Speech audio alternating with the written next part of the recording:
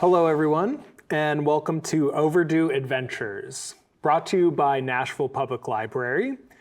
We are so excited that you will be joining us on these adventures. For this initial pilot, we'll be playing Dungeons & Dragons 5th edition. You can find 5th edition books in our collection. You can also find D&D programming at our website, library.nashville.org. But for now, we're stepping away from this realm. We're stepping into a world of mystery, exploration, betrayal, and spooky stuff, right? And I have with me 5 spooky sailors. I'm Andrew, your dungeon master. I work in teen services here at the main library. I run D&D programming for teens, but I also collaborate with other NPL staff to run programming and get equipment for RPG programming in other departments. One of those people is Haley. Haley, can you introduce yourself? Yes, hi, I'm Haley Blystone. I work in the children's department here at Maine. I also do D&D programming, but for kids, but I do collaborate with Andrew if he asks. I'm Hannah Gerst. I work in production services here at the library, and I'm bringing D&D to NPL Universe. So this is kind of my brainchild to get NPL staff together to play D&D and put it up for you guys. I'm John McFarland, Adult Services Librarian at the Southeast Branch. I also run on NPL Universe Let's Play Games with Gamekeeper John. Hannah is the producer of that series. Andrew was on our D&D special episode series, as was Chase. And I do gaming programs at Southeast every 3 weeks. My name is Emily Kriebel. I'm the branch services specialist here at Maine. I don't run any programming because I'm kind of on the back side of the operations, but I'm here to support and have a good time. And I'm Chase Caudell. I work in adult services here at the Maine Library as a library associate, and I manage the board game collection that we have here at the Nashville Public Library, and as well participate in any of the programs that we run here with staff. So. Yes, and so there's lots of opportunities to get into gaming at NPL. I'm sure we'll provide links and such for all of that in the description of these videos if you're watching online. So we go now to the coast of a fantasy kingdom. Saltmarsh is the location. We're playing through an adventure module out of the Ghosts of Saltmarsh book. That book I have in front of me, which was provided by Nashville Public Library. You can see all the official stuff there. So this is one of the books. This is one of the books you can get from NPL and many more out of our collection. Of course, you can't use this one right now because I'm using it. But after 3 weeks, if we put a hold on it, I guess I'll have to give it back. And you can run. Yeah, and we'll just have to order more. So go do that. But yes, this fun adventure will be featured. The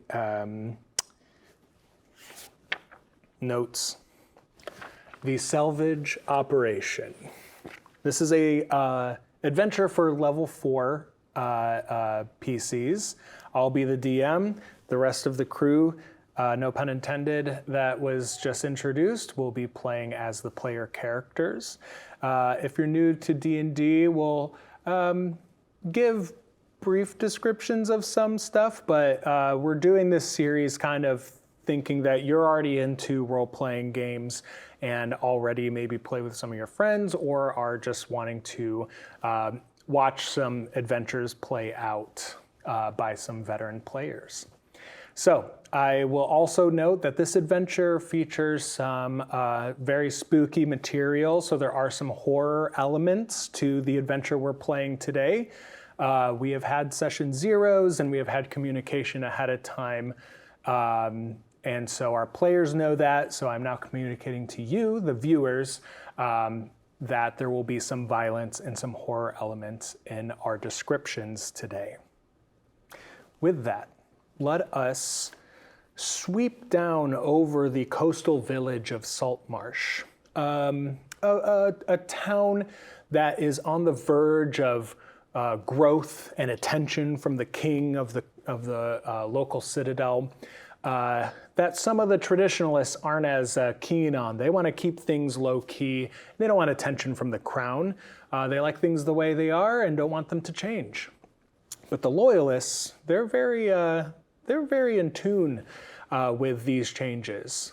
Many of them are the dwarves of the mines that the crown is investing in, and to get wealth and ore and raw materials from the hinterlands. Some of the people of Saltmarsh have already found themselves mapping out some of the locations around Saltmarsh and helping the crown with this endeavor.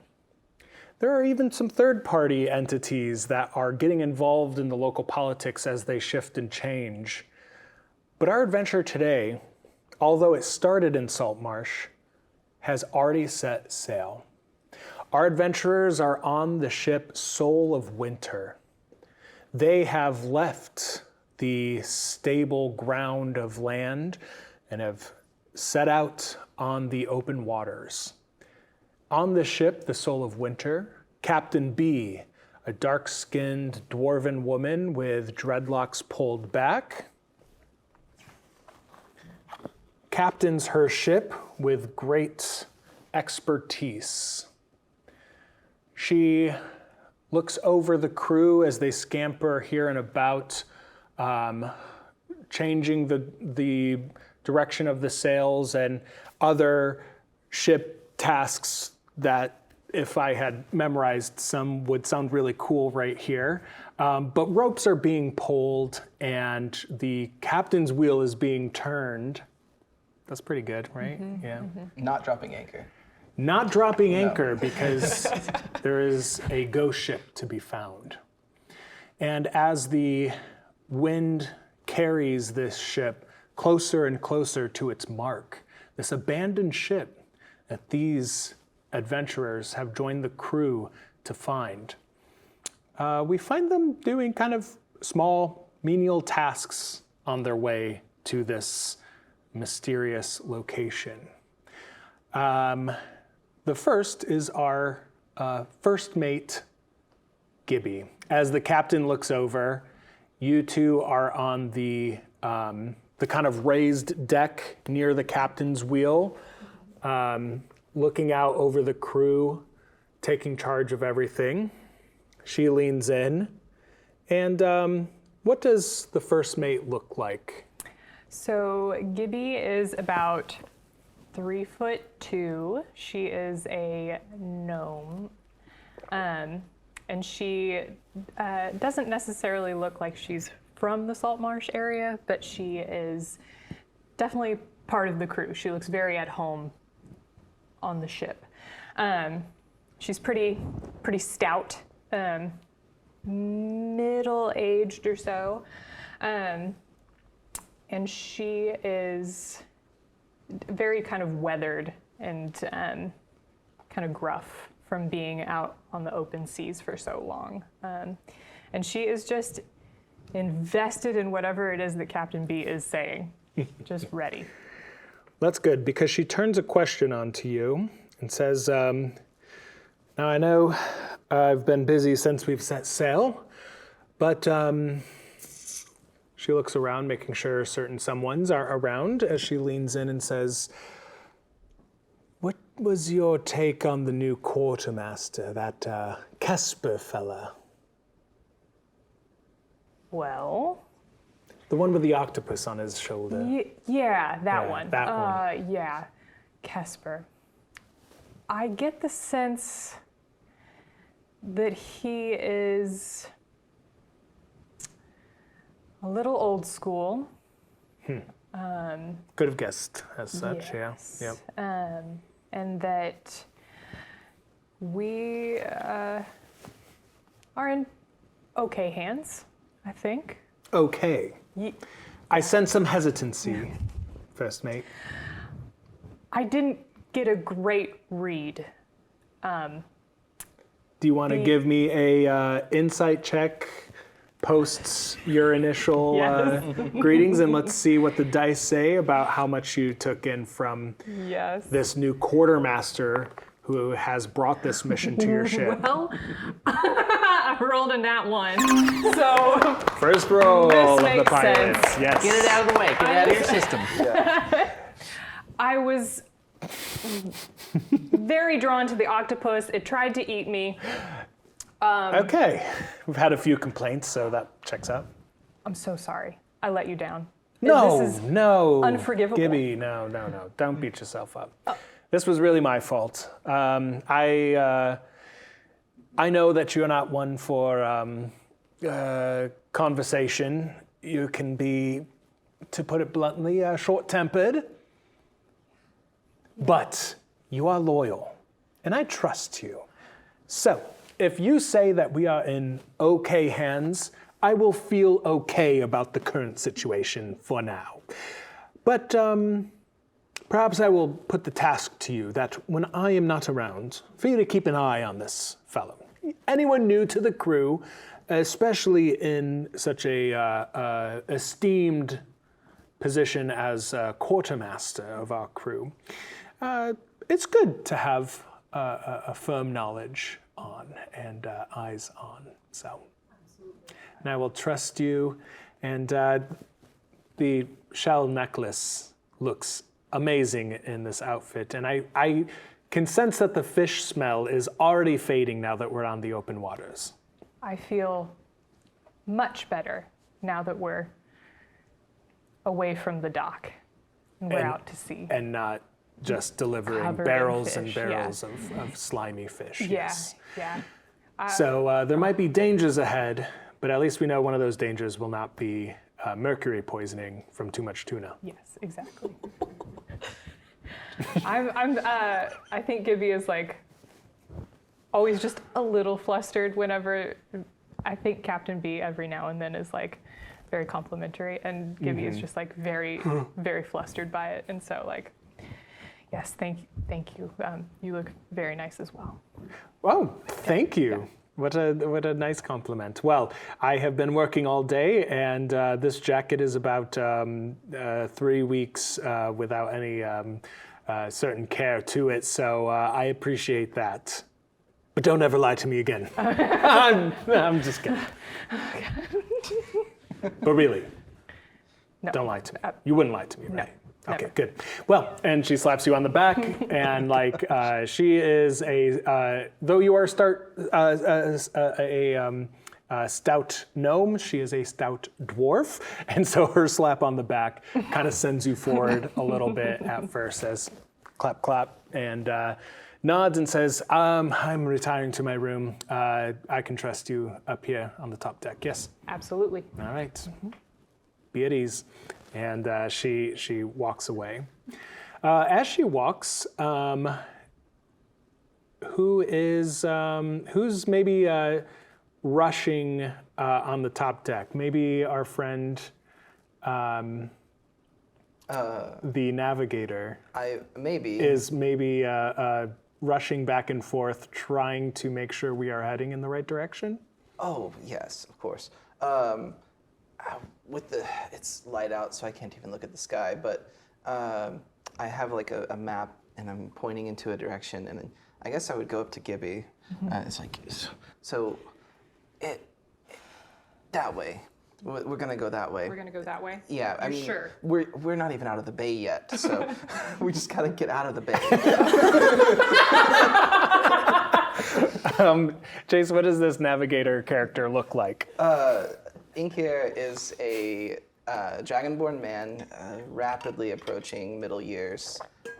He's got bronze scales and kind of covering his body. And unlike your standard dragonborn, he would be more of he's not as strong or physically charged as the rest of them. He's kind of lanky, kind of bookish in that way. But also, it looks like he just was living in the wilderness for the last month because he was living in the wilderness for the last month. And he's got kind of like a ratty, like brownish, grayish cloak that he's kind of got wrapped around himself. So But yeah, that's Ink here. Kind of keeping warm and also keeping all the random tools and navigators equipment that is like feebly strapped to your body. The brown Right. cloak is kind of keeping that all contained as well as possible. Yeah, he's got like astrolabes. He's got little small like spyglass that he's using, things like that. Yeah. He's also got like a makeshift astrolabe that he's set up in his room at this point. That over the course of the last several years, kind of crafted out of scrap metal he's found in the wilderness, and driftwood and things like that, and glass from bottles he's found. So Cool. it's just makeshift equipment that he's an expert with. So. Perfect. So the direction getting out of the bay is then communicated from the first mate to the rest of the crew. And as the ship begins to pull out, maybe secluded in their quarters, we find John. Where would your character be? I would say that my character is actually in the mess hall. In the mess hall. Perfect. I have a lute. But Oh, I would yes. probably be sitting there tuning, playing a little, working on some things in my head. And anyone who would be in relative earshot would just hear kind of light phrases. No, that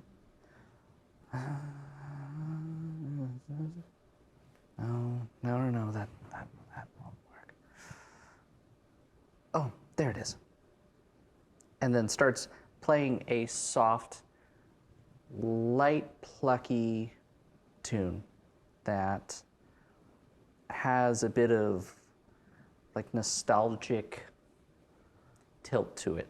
It's not very sea shanty worthy, so you don't think that this is anything that would have been learned in Saltmarsh.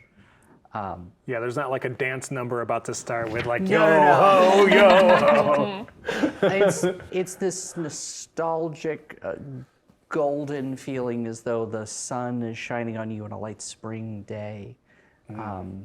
There's this golden schooling era to it. So it's softly playing that, kind of just thinking out loud. And it plays for a little while, just trying to be a calming atmosphere. Is there... You then hear cursing from the kitchen area as somebody drops a pan and says, "You fool!" Throwing a ladle at the other. That kind of interrupts the Yeah. thought. I suppose it is time, isn't it? And a small sort of deck holder comes out, pulled out, and anyone within eyeshot would be able to see this.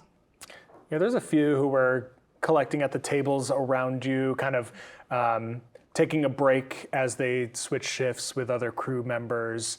No one like sitting and like watching you, but like others who were kind of like, oh, what's this person about to do? They got their loot out and stuff. So you're in view of others, but not necessarily the center of attention at the moment. So you see them pull out a deck of cards. And what is a physical description of your character at the moment? So Stamper is very fair, wiry, kind of on the taller side compared, but still a medium kind of build. They have gray eyes, and you see like a gray-black mixture in their hair now. They have kind of this forlorn look on their face fairly consistently. And they're still wearing what they wore onto the ship, a very grayish outfit with these flowy green robes that sit very slack. But as you see them pull out this deck of cards, I am you, and you are me.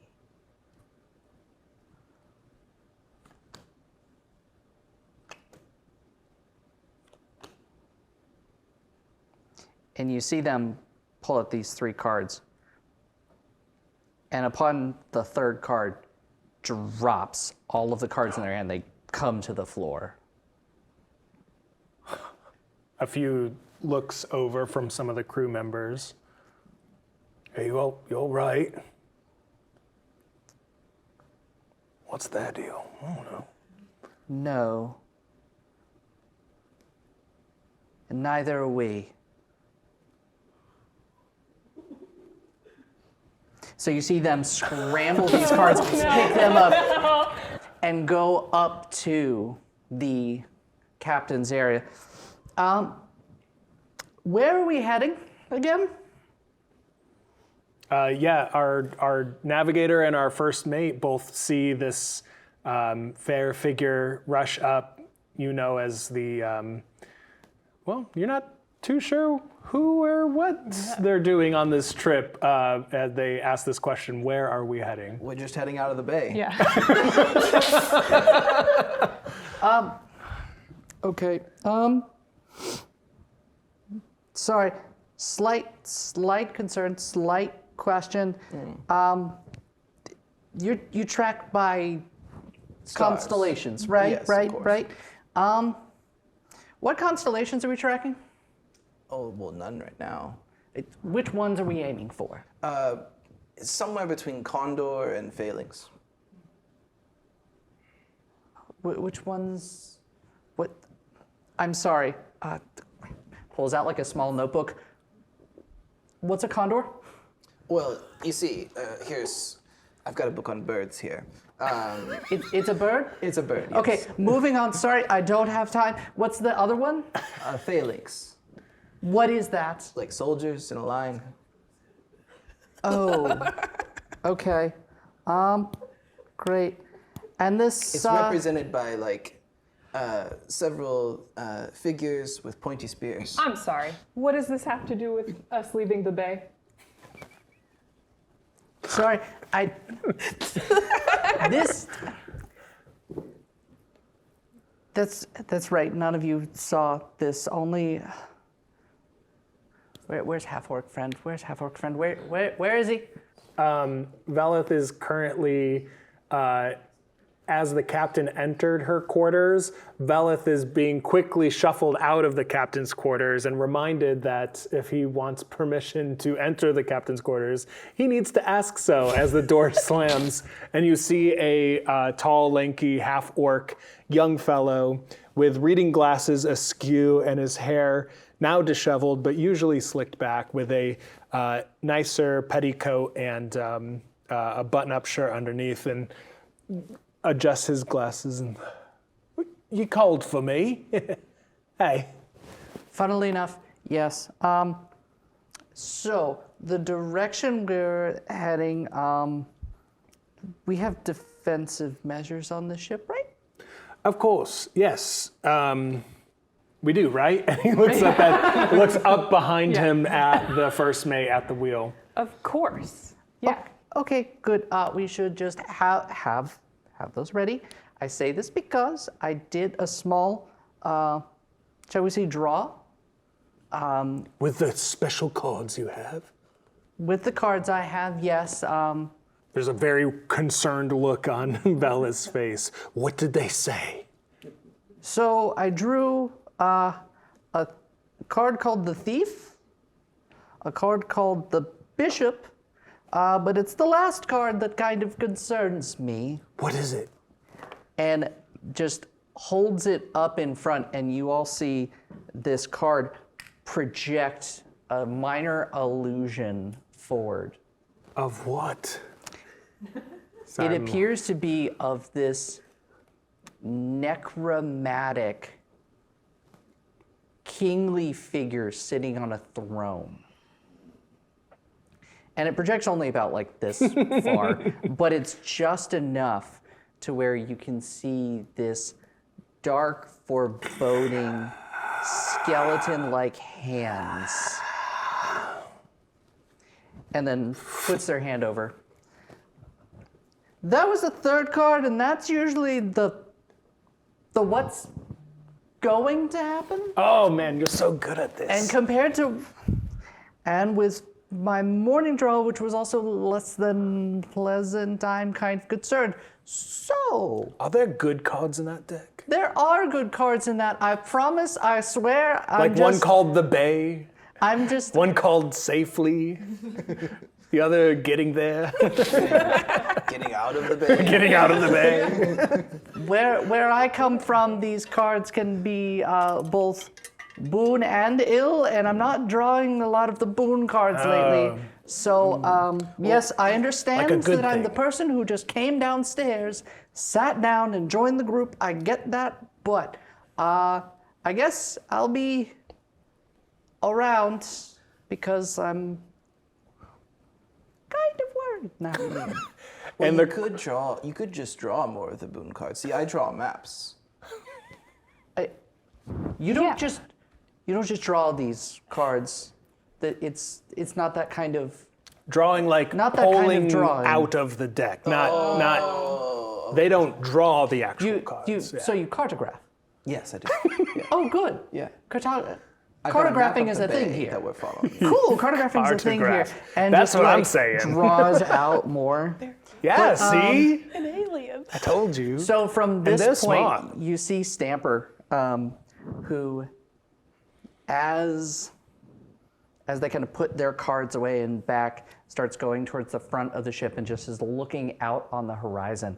And you all would see this. They're a thin, wiry figure, but there is this aura around them. That yes, Brutus, it is fine. We will keep watch. We will look. Yes, I understand. Sorry, not talking to you all. And is Yeah. like scanning this horizon, but they have this deck sort of at the ready and in their hand, and you can just see them shuffling and Yeah, watching and as waiting. behind you, the scene is Velith trying to like the crew that had stopped their tasks to like listen to this foreboding message and watch you kind of just like wistfully walk to the front of the boat and just everything's fine, everything's going according to plan, right? First mate, Gibby. Everything is not fine. That's the problem. It's a mental thing. It's really nothing to worry about. Although they did have a really interesting reading from me earlier. I gotta go think on things. I heard that. Gibby, I leave it to you. Well, lots of gold in our future. And Velith, who sent you on this quest as an arbiter of Master Aubric to secure a specific lockbox from this ghost ship. As they make their way below decks, someone who's been kind of hearing the muffled yells of things, people stamping around, but haven't yet left their quarters. Haley, what is your character doing at the moment? Douglas is he's in the quarters, but he's like in the corner, like hunched over, just like rocking, like just praying up to Umberlee, like, Wave Mother, please, please protect me. I'll never I'm so steal scared." again. Just like muttering to himself, just kind of like, please, please, please. And what does he look like as he's kind of in this pathetic state? Well, normally he doesn't look as pathetic, but still pretty pathetic. Yeah. He's an awkward guy, kind of tall, not very big, just kind of like average height, average. Kind of scruffy looking. He's got a mullet, but he doesn't really brush it. You can see that he doesn't really like take care of himself. His priority is not himself. It's the Wave Mother. So he's wearing like a little like sailor outfit, but like he does not look like he's at home on this boat. So why is he wearing that? Yeah, kind of like pointed ears, grayish, bluish Yes. skin, and white hair. White hair, Yes. white eyes. A sea elf who's been whispered as the undrowned of Saltmarsh. A very mysterious sea Very elf. mysterious sea person. elf person. Yes. Looking for a charging crystal. In walks. You see my charging crystal? I don't know what that is. No? Okay, No. you're not anymore. Your conch is dying quickly. It's on 4%. I was probably just doing a tour of my new Yes. tour of my new ship for. And you're out of new your digs. range of your network, so you're burning through gold pieces as is a you're going disaster. live for your audience, and now your conch is dying. Oh my goodness! You guys as- haven't seen it anywhere. I don't know what you're talking Oh about. my goodness! But you're like making sure that it's like a stylized like view of you looking for your and like yeah, everything's still fine. As little messages pop up, more pearls are sent your way. Thank you, as, guys. oh my Thank you. God, you're Thank gonna you." save him. You're gonna save Oceanus. Yes, We're yes, so I am. jealous. Could we go on your next adventure? No. Your following has increased twofold since leaving out to find a lost friend of yours, Oceanus, a fellow sea elf of your tribe, who was last seen going live on said ghost ship when their broadcast was interrupted. But in order for you to continue going live now without interruption, you need to find that charging crystal. What does our influencer character look like? Valoran is, as you said, a sea elf. He's pretty tall, probably like really tall to a human's eyes. He's got deep blue skin and white hair that's braided, and he's got lots of jewelry all over in his braids, in his ears, and he is absolutely done with the other sea elf in this room. That's no help, and Actually, Haley, give me a perception check. You've been in this room long enough. 7. 7, yeah. You looked around long enough and then realized that not keeping your eyes on one point made you increasingly nauseous, and so you have then since stopped looking around this room. I think I'm gonna like maybe poke around him and see if he's like sitting on it or something. Yeah, Like, give either perception or investigation. Take it back. Are y'all roommates? I think so. we're in the same they room were right now. roommates. And they were roommates. That is a 2 for a God, 4. this side, not rolling high. Yeah, the charging crystal is not in this room. Not in your quarters. Could have been left in the mess hall when you last ate. Maybe I see a comment that Yeah. says like, Oh, yeah. Oh, yeah, it's we in saw this you. hall. We saw you have it when you were eating breakfast. So I'm gonna address my live, and I'm gonna say thank you guys so much for joining in on this quick little ship tour. Tune in tomorrow as we get a little bit more information once we get out of the bay. Oh my God! I'm gonna end my live and I'm gonna head to the mess hall. No, come back. Rose, rose, rose. Seaweed, seaweed, seaweed. And Cowboy it's hat. over. Finally get a cowboy hat. Did I get a cowboy hat? Oh my Yeah, gosh. just as it Oh, went God. off, and just as you're at 1% now. So you go search the mess hall, and just as you suspected, just as your audience had cued in on Better Than You, you had left one of your you had left your backpack out here where you were sitting, and of course, laying on top of it is your charging crystal for Exactly your where I conch. thought it was. So forgetful. As you sit down to begin charging your conch to go live again, hopefully in the future when you find this ghost ship on Conch Talk, or Talk. Conch Talk? Conch Yeah, that sounds good. Yeah, Conch Talk. Walking by is Velith, the half-orc who originally hired you and is now following you on his sending stone. And he's like, that was a real great live. That was awesome. The way that you got into every nook and cranny of this ship, and you're just honest with your audience. I respect that. I've rebranded a little bit since this adventure because I've kind of found a new course in life. A new purpose. Yeah, I'm kind of an adventurer now. When you get more gold, are you going to invest more in this life, or what would you want to do if you could do anything like with the 10,000 gold? He's gonna like throw his braids over his shoulder. I'm not motivated by money, really. I just want to return home. Is that a sea elf thing, or is that like a you thing? It's a me thing. I'm not like other sea elves. Keep it together. This guy. Wow.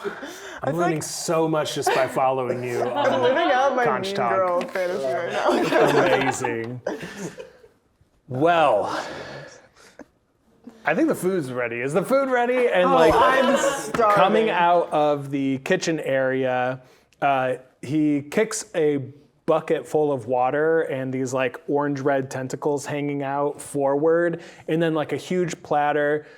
All right, boys, time for lunch. And it is Quartermaster Casper out, just handing out bits of food and meals and drinks and such, and making sure everyone's keeping very strictly to their rations. He's like, oh, hey there. How's it going? It's going good. You need some rations for lunch? Please, and I actually need some for my friend. He won't come out of his quarters. Oh, that gangly fella, Douglas? Mm-hmm. Yeah, please get some food in him, Please, because I will. the nausea only gets worse if you don't eat. Don't tell him that.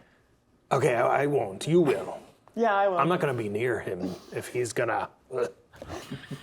Ralph,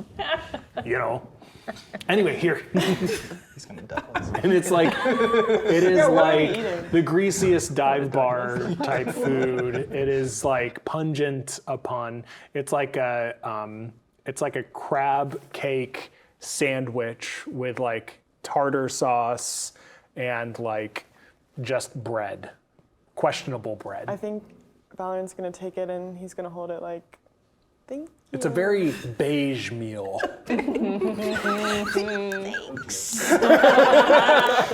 And one for you and one for your friend. Oh yes, well, I'll mark that off that he's gotten his meal. And tell him to do stretches, because if he doesn't move, again it'll get worse. Okay. Yeah, the thing to do is to, your center of gravity and your equilibrium and all that stuff, it can't balance out if you're just sitting there. You'd think he'd be better because he's a sea elf. How does he not have his sea legs? I already? figure y'all spend your time under the waves Oh, he's and not not- above them. Of course. Maybe you've earned your. And I don't think we've even made it out of the bay yet. Really, I haven't. So, your friend might be been out, I in haven't trouble is what seen. I'm saying. I'll go check on things. And he continues up with the rations. Haley, as you're left alone before Valorin comes back in, Douglas, to kind of focus again, takes out that letter that he received before going on this mission. Do you want to go ahead and read that out loud one more time? Yes. Board the ghost ship. Find the tree box. Nothing is more important than time. Sir X. And he put a little heart and a kissy face.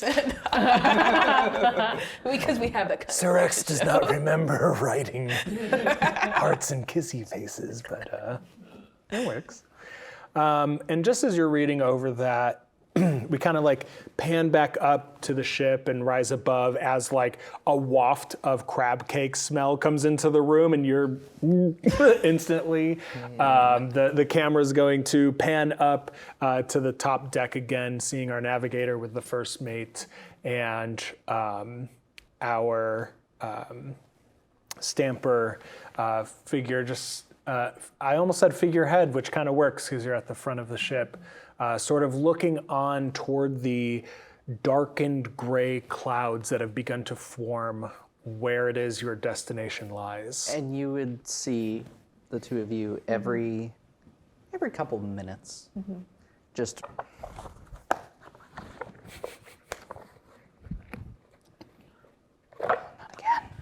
Should we be again. worried? not again. I don't think it's a storm. Okay. Yeah.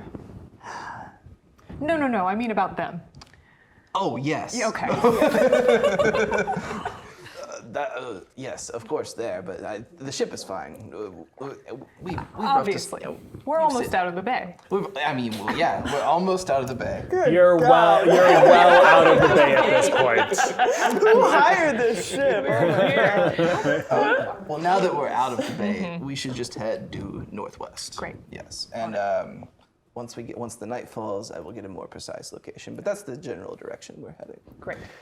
And I would say you had mentioned northwest. They're looking due north.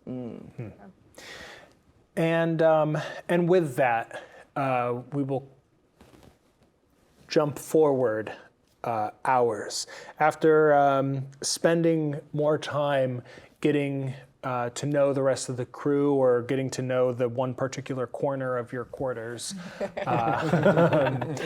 you each find yourself kind of longing for rest, and as you lie down, a few of you fall asleep, a few of you on the night shift for the crew. It is after most have gone to bed that a voice cries out from the crow's nest. Ship on the horizon. And a few knocks at your door, first mate Gibby, just as you were like, oh, what a long day. And quartermaster is in the room across from you. He's already up and stretching, got maybe like an hour or two of rest. It's now the middle of the night. Our navigator most likely I'd on still the be top awake. deck. Yeah, Yes. that's when I do most of my work. Is in the Yeah, you had rested earlier in the day preparing for this. The rest of you make your way onto the top deck and see as it has yet to rain, even though it's been hours. The overcast, though, has collected. The wind has picked up. And as you make it onto the top deck in the dark, you hear more the rippling wind in the sails. You can feel it kind of pushing your hair and any loose clothing to the side one way and then quickly changing direction, one hot, one cold, as this storm is still in its kind of brewing era. And aren't we all? And so as thunder and bits of lightning approach, you all see on the horizon a small rectangular image, something that is silhouetted by the bluish midnight black and the stars behind that you are able to see just at the horizon, but then is quickly lost amongst the cloud cover. I need you to make a navigation check, not at disadvantage, but we'll say the DC is a little bit higher because of the cloud coverage and how you've been trying to track the constellations. Okay. Would you like for this to be a survival, or would you like for me to use like my cartographer's tools? For Use, make it a, yes, a survival check, and adding your proficiency, obviously, with survival, and then go ahead and double your proficiency bonus Okay, so with your expertise. cartographer's kit. Okay, Yeah, Gotcha. So survival expertise with. exactly. Gotcha. That's a natural one. But it would have been. It would have been 9. With a 9. The last constellation you saw in the sky to match the previous night before from the images that were shared with you from Oceanus's live stream on Conch Talk, and the very blurry, not super focused image. You remember that there were a few constellations that could have been spotted in this cloud-covered sky, and before the clouds completely overtake the stars, you swear that the constellation you see just now above this abandoned ship or ship that you are approaching is the Earthworm constellation. My favorite. Strangely enough. Is there any particular description or anything that comes to Inkir's mind when seeing that particular constellation? He knowing the day and seeing that constellation right now, he'd have a good idea of where in the sea we kind of are between the Citadel and the town that we left in Saltmarsh Bay. Like and that this particular area of the sea is well known for being very deep. So something stirring from below is what comes to your mind as from the crow's nest you hear, "Ship, ship ahoy." Your ship begins to approach. The captain regards her quartermaster and first mate, talking about how far will keep this ship and sending a dinghy or a rowboat to go and survey, and who will be on it. The roster will include Quartermaster Kesper, First Mate Gibby, the Navigator, Inkir. What skill set is Stamper putting forward as part of this crew? What would they be regarded as? I think their sort of claim would be, I have a way of inspiring action and being a bit, what's the word? Decisive when it comes to tales, shall we say. You're not going to parse words, and you're going to raise morale. It's a good figure to have a part of a spooky endeavor. And of course, the two sea elves, one for their connection to a possible survivor, and the other for their ability to work amongst the shadows, but also is a token of the Wave Mother, Umberly. So Douglas and Valorin are also added to this list. I can also technically steer any water vehicle. Look at you. And I'm proficient in navigator's tools too. So. Oh, that means you're rowing this boat then. And Kesper slaps you on the back, pulling up Destiny or Desi from her water bucket, slapping her on his shoulder. And he's got these leather armor pieces kind of layered for water to run off of easily. And he's got this almost like a jester's like leather cap on, and he's just got kind of bits and baubles on his being, and he says, "All right, now's the time. This crew will keep this ship ready. We'll send a signal in case anything need be done, any support had, but for now, we'll just send out the one boat for an initial glance over. Shall we ship off then?" Aye. Aye. And the captain comes up to you There as you go, the Douglas. thunder rumbles be a sailor. overhead, a few flashes of sudden light coming from the sky. The captain comes up and says, "Gibby, be safe out there. Absolutely. Keep the others safe." Absolutely. I kind of touched the necklace that she gave me. Absolutely. And for your flask, and she brings out her own hip flask and pours in a bit of strong liquor and puts the stopper in and hands it back to you. Thank you. Bit of liquid courage then. Thank you. If you need to, lose yourself. All right. Yeah, I can do that. If it be the only way to keep them safe. Okay. Safety at any cost.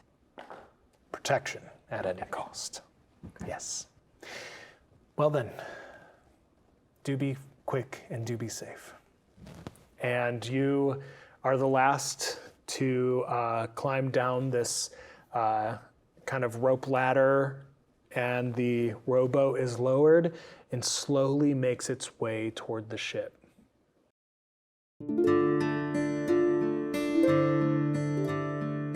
Thank you for tuning in to this episode of Overdue Adventures, hosted by the Nashville Public Library. Visit our website, library.nashville.org, to view a calendar of upcoming events and programs, including D&D programming for adventurers of all ages. All these books and more are available for checkout at your local library branch, and a curated reading list is included in the description of this episode.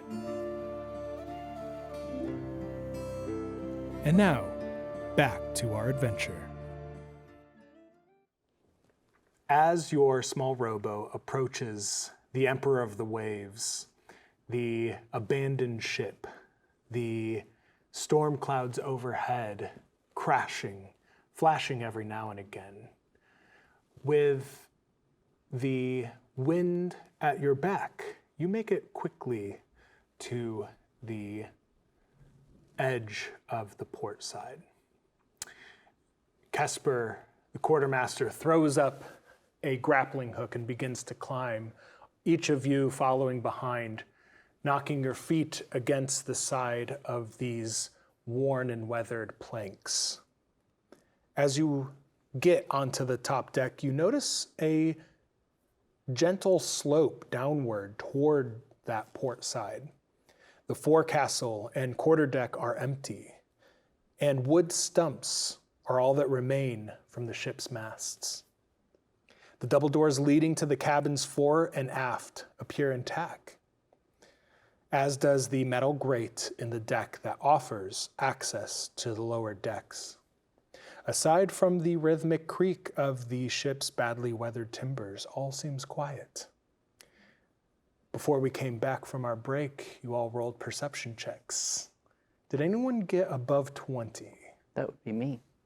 For a total of what? 19 plus 3 for a total of 22.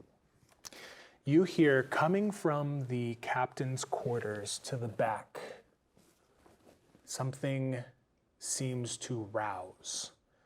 Something kind of falls over, and a uneven gait dum, dum, dum, dum, Hearing, begins to head toward the door.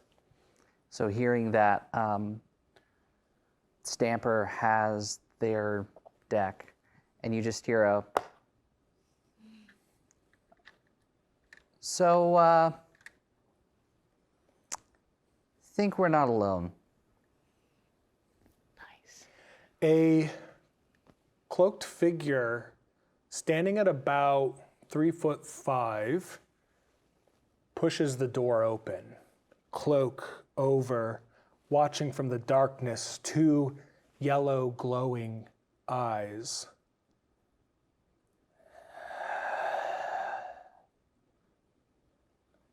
Kesper says, "I don't like the look of that thing. Hello there. There any survivors? We're a rescue party. What else should we do?" As he nervously looks about. This figure begins to walk forward. What do you do? Move towards it. Okay. Well, Douglas would move towards it just subconsciously. Yeah, what's up? I mean, I whip out my sword. I've got my hand on my sword, ready to Okay. kind of go. Stamper has a hand reaching in the deck, one finger on one of the cards. Perfect. And I pull out just this compass and map out of my cloak there and just ready that. As you begin to approach, the head kind of tilts toward you. It's been so long. As it begins to do this strange gait toward you, its cloak catches on one of the mast's stumps, catching amongst the splintered wood. And as it takes those 3 next steps forward, the cloak is removed, and underneath a decayed, bloated face of a creature wielding 2 knives. Crap. Oh man. What is that thing? What was once a halfling has now appeared, and because you're closest, it finishes its sentence to you and says, "It's been so long since I have fed," and leaps at you. I need everyone to roll initiative. Okay. No. Nice. Can I roll 4 plus 1? 14. That's amazing. Haley, does 18 hit your AC? If it meets, it beats. Throwing one of these, it looks like it was once like a utility knife, now like rusted and doesn't look safe bacterial wise. Oh, great. That's fun. Leaps at you and stabs into your chest. You kind of take a step back as it goes to like frantically in a frenzy stab at you. You're able to block 2 or 3 of the next blows. How do you block those blows? What kind of armor are you I have a wielding? shield, You have a shield. so- You're able to get it after the first stab, and clink, clink. The 2 next attacks after that come at you quickly, but you did take 4 points of piercing damage with that first attack. Who got above 20 on initiative? All right, we'll have you go first. Dang. 19 again. You're currently I have to roll a different die. so this is the I'm concerned what I'm going to roll the next I time. want to identify that thing. you're currently 15, 20 feet away from this creature, Okay. and it is attacking your ally. So you all see me kind of dart to the side to make sure I have a full view. Pull out a card. Brutus, it's time. Oh no. And you see this creature come out. As the card turns, I was just gonna say, that would be great. The card turns and begins to glow with a green aura. ooh. Brutus. Knock. So I need a strength saving throw. Not good. That is a 6 total. They are going to fail their throw.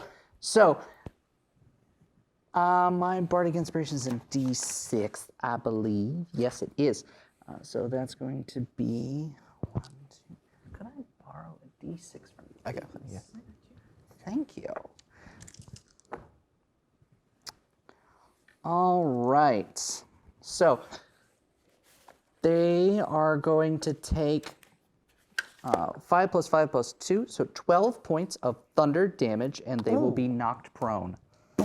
As you see, coming from behind me and into this sword, this ghostly corporeal made real, almost a golem-like hewn brute coming through, barreling into them with these thunder crackles. Yes. After coming through, knocking them to the ground, the corporeal vision vanishes.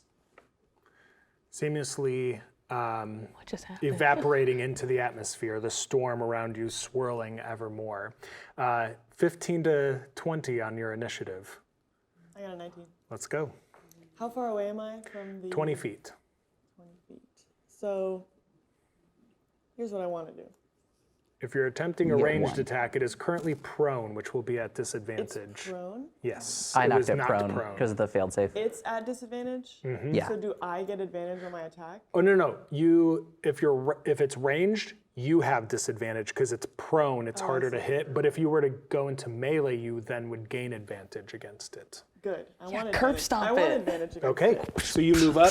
I'm gonna move up towards it, and I'm going to 20. use my rapier. Okay. Ooh. You have an And- advantage on the throw. Roll your d20 twice and take the higher.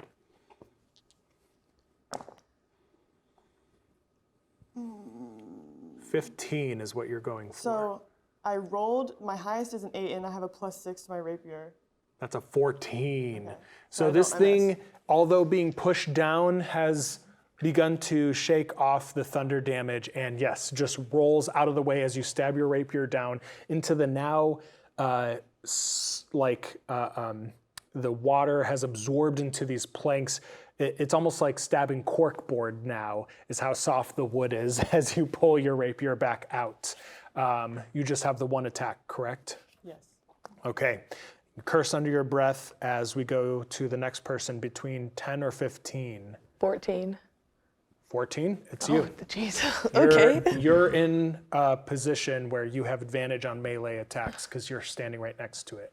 Can I just try to identify what it is? Absolutely. Roll me a religion check. Religion check. 19.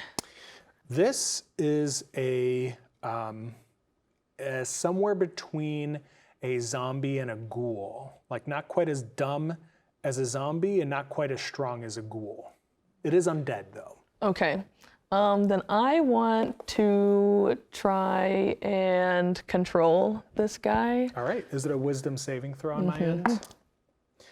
That is going to be, even though I have a -1 in wisdom, I have a +1 for my saving throw, so it's a 13 total. Yeah, it It does. It does saves? save, barely. What do you say to it to try to command it? I'm just gonna try to say like, Bro. like, come on, we just want to talk, you know? No talk. Stabbing only. Okay, that'll be my turn. Okay, dope. Between 5 and 10. I got 8. Let's go. Yeah, I'm gonna go ahead and pull out the great sword. Sick. How close am I? Very close. Very close. I'm gonna rock up to it, and I'm gonna make it like a stab down motion. At advantage, let's see it. Wiry little guy, but 15's all you're looking for. I mean, 13 on the die. Oh yeah, with your bonus. Yeah, yeah. So 15. 15 exact. Yeah. Feel like you would have a higher bonus than that. Are you adding your proficiency bonus to your attack rolls as well? Oh, and then Strength and proficiency. Yes. So +5. So I got 18. Perfect. Yep. That'll hit. Go ahead and roll your damage with your great sword two-handed. Cool. So, believe It that says is 2d6. 2d6, Yeah. yes. Slashing. 6. Plus your strength. Oh, 9. Perfect. All right, this thing is looking bloodied. As you stab through its side, what should have been a killing blow, but this thing's still wriggling under your sword. You pull it free easily from the wood underneath and through the sloughed off flesh from the side of this thing. Does that end your turn? Yeah. Okay. I'm not gonna, yeah. And Chase, did you get higher I have a 5. than a 6? So that's a no. This thing is going to, I actually want him to stand up. That's perfect. I don't want him to die though. this thing's going to roll to the side before standing using its full, so it kind of like crawls away before rising, stands next to you and is going to make an attack. And that is a 16 to hit. Hits. Okay, and it's just gonna stab you and do 4 points of piercing damage. And I'm gonna use Stabby Frenzy Oh my god. God. and continue making stab attacks. Stabby, friends. Nope, it's over already. Okay. With a 7 total. Okay. Stabby Stabber does not get. Did it move out of our range? Yes, but it can bonus action disengage. Man, what is this thing? It's a Stabby Stabber. That's what it says on the stat block.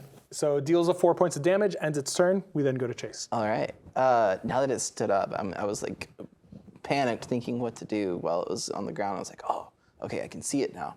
And I'll take the star map out and kind of bring something up with my hand and start to draw a little constellation into the sky and push it forward and use the star map to cast Guiding Bolt on the creature. Wonderful. Save or attack? Attack. Go for it.